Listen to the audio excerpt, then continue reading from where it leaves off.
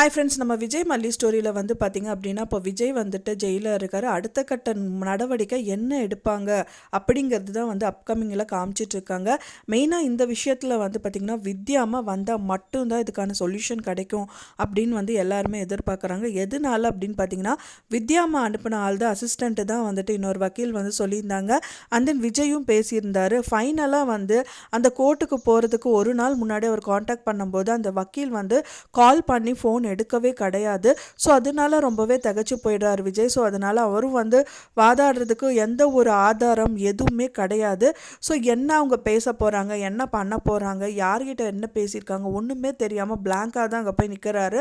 So அவங்க ஃபைனலாக விஜய் வந்து சொன்னது என்ன அப்படின்னு பார்த்தீங்கன்னா, ஜட்ஜுக்கிட்ட சொன்னது மெயினாக வந்துட்டு, எனக்கு ஒரு கொஞ்ச நாள் டைம் கொடுங்க, அப்போ தான் என்னோட சைடில் என்னோட தரப்பில் வக்கீல் வச்சு வாதாட முடியும், நிறைய விஷயங்கள் என்னால் வந்து சேகரிக்க முடியும் அப்படிங்கிற மாதிரி கேட்டிருக்காரு. ஸோ அதுக்காக வந்து பார்த்திங்கன்னா அவங்களும் வந்து சரி ஓகே கொஞ்சம் டைம் எடுத்துக்கிட்டோம் அப்படிங்கிற மாதிரி தான் சொல்லியிருக்காங்க. அதுக்காக வந்து அவர் விஜயை வந்து வெளியில் விட முடியாது. ஏன்னா அது வந்து பார்த்திங்கன்னா பார்த்ததுக்கான ஆதாரம், அதாவது விஜய் வந்து அவங்களோட ஒய்ஃபை வந்து கொலை பண்ணதுக்கான ஆதாரம் பார்த்ததா தான் ரஞ்சிதா சொல்லியிருக்காங்க. ஸோ அதனால் அவருக்கு வந்து ஜாமீன் கண்டிப்பாக கொடுக்க மாட்டாங்க. ஸோ அதை வந்து அது அவர் என்ன பண்ணார் அப்படிங்கிறது கிளியர் கட் ஐடியா கிடைச்சா மட்டும்தான் இதுக்கான ரியல் ஜட்ஜ்மெண்ட் வந்து கொடுப்பாங்க. ஸோ அதுக்காகவே விஜயை வந்து பார்த்திங்க அப்படின்னா வந்துட்டு ஜெயிலில் வந்து போட்டிருக்காங்க. ஸோ அடுத்த கட்ட முடிவாக வந்து பார்த்திங்கன்னா மல்லி வந்து அன்னபூர்ணி அம்மாவை அப்ரோச் பண்ணியிருக்காங்க. அவங்க அப்ரோச் பண்ணது வந்து பார்த்திங்கன்னா அன்னபூர்ணி அம்மா வந்து அவங்க வீட்டில் தங்க வைக்கணும், அவங்கக்கிட்ட வந்து பேசணுங்கிறதுக்காக கிடையாது அப்படிங்கிறது கிளியர் கட்டாக சொல்லியிருக்காங்க. மறுபடியும் ஏன் பின்னி அங்கே போனாங்க அப்படின்னா அவங்களுக்கு ஆறுதலுக்கு யாருமே இல்லை அப்படிங்கிறது தெளிவாக சொல்கிறாங்க. ஸோ யாருக்கிட்ட இப்போ சொல்கிறது, யார்கிட்ட வந்து படுத்து அழுகிறது ஒன்றுமே எனக்கு தெரியல பெரியம்மா. ஸோ அதனால தான் நீங்கள் வந்து அடித்தாலும் சரி உதைச்சாலும் சரி உங்ககிட்ட சொல்லிடலாம் அப்படின்னு சொல்லிட்டு தான் நான் வந்தேன் அப்படின்னு அவங்ககிட்ட சொல்லியிருக்காங்க. அவங்க என்ன தான் வந்து வெறுத்தாலும் வந்து பார்த்திங்கன்னா மல்லிக்கு அவங்க அம்மாவாக தான் இருக்காங்க.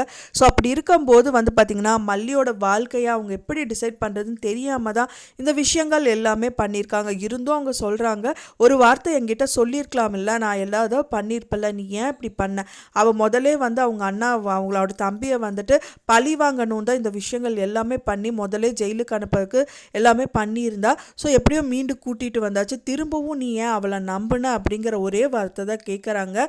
ஸோ இருந்தது எல்லாமே நடந்து போச்சு, இதுக்கப்புறம் என்ன பண்ணுறது அப்படிங்கிறத யோசிக்கணும் அப்படிங்கிற மாதிரி தான் அவங்க தீவிர முயற்சியில் ஈடுபடுவாங்க. மெயினாக வந்து மல்லி வந்து கோர்ட்டுக்கு வரணும், அண்ட் தென் வந்து அவங்களோட தரப்பில் அவங்க ஏதாவது சொல்லணும். இப்போ வெண்பாவோட நிலைமை என்ன அப்படிங்கிறதே ரொம்ப கேள்விக்கடமாக இருக்குது. ஸோ அந்த குழந்தை வந்து பார்த்திங்க அப்படின்னா வந்துட்டு அவங்க தாத்தாய் கூட்டிகிட்டு போனாலும் அங்கே அந்த நிஷா வந்து பார்த்திங்கன்னா நல்லபடியாக நடத்த கிடையாது, மிரட்டிகிட்டே தான் இருக்காங்க வெண்பாவை அப்படின்னு சொல்லலாம். ஒரு பக்கத்தில் கதிரேஷன் வந்து நல்லபடியாக அன்போடு பேசணும் அப்படின்ட்டு இருந்தாலும் அவர் ட்ரூவோட அன்பு வந்து அவங்களுக்கு தெரியல.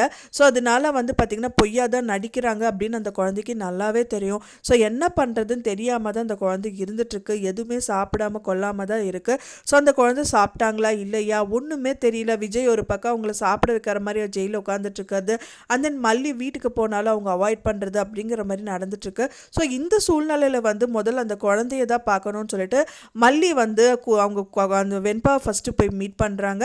வீட்டுக்கு போனால் கண்டிப்பாக வந்து நிஷா அலோ பண்ண மாட்டாங்க திரும்பவும், அதனால வந்து வீட்டுக்கு போக முடியாது, ஸ்கூலுக்கு வந்து ஊட்டி விட்றாங்க. ஸோ இது பெரிய பிரச்சனையில் தான் போய் முடியும் அப்படின்னு தான் எதிர்பார்க்கப்படுது. ஆனால் நிஷா சும்மா இருக்க மாட்டாங்க, கண்டிப்பாக மல்லி கிட்ட வந்து பார்த்திங்கன்னா சண்டை போட தான் போகிறாங்க. ஏன்டி நீ இத்தனை தூரம் சொல்லியும் வந்து இங்கே வந்து அவளை கூட்டி விட்டுட்ருக்கியா, திரும்பவும் வந்து வெண்பாவை என்கிட்ட வந்து பிரிக்க பார்க்குறியா, அதனால் சும்மாவே இருக்க மாட்டேன், திரும்ப இந்த மாதிரி விஷயங்கள் ஏதாவது பண்ணேன்னு நினச்சின்னா நான் சும்மா இருக்க மாட்டேன்னு சொல்லிட்டு அவங்க school teacher and then correspondence and then வந்து பார்த்திங்கன்னா அந்த ஸ்கூலோட செக்யூரிட்டி இந்த மாதிரி யாராவது கிட்ட அப்ரோச் பண்ணி அவங்க டோட்டலாகவே ஸ்கூலுக்கு வரக்கூடாதுன்னு ஏதாவது விஷயங்கள் பண்ணுறதா கூட இருக்கலாம்.